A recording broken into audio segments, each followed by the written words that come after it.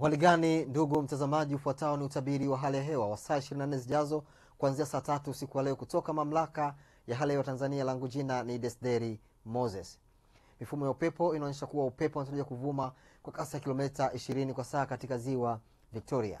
Kwa upande wa ziwa Tanganyika, ziwa Nyasa pamoja na maeneo yote mwambao ukanda wa pwani ya bahari ya Hindi, upepo unatarajiwa kuvuma kwa kasi ya kilomita 30 kwa saa, huku hali ya bahari inatarajiwa kuwa na mawimbi makubwa.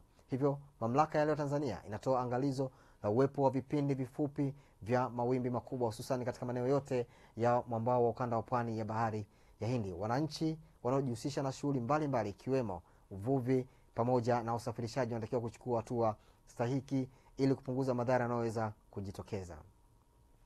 Usiku wa leo matarajio yetu kuwa maeneo mengi hapa nchini yanatarajiwa kuwa na hali ya mawingu kiasi na makavu kwa ujumla, isipokuwa maeneo ya ukanda wa pwani ya kaskazini ya bahari ya Hindi ikijumuisha mkoa wa Morogoro, ambapo hali ya mawingu kiasi na mvua katika maeneo machache inatarajiwa. Na hali ya baridi bado inaendelea kushamiri katika maeneo mbalimbali hapa nchini, huku kiwango cha chini zaidi cha joto kitarajiwa kuwa nyuzi joto 9 katika mkoa wa Njombe.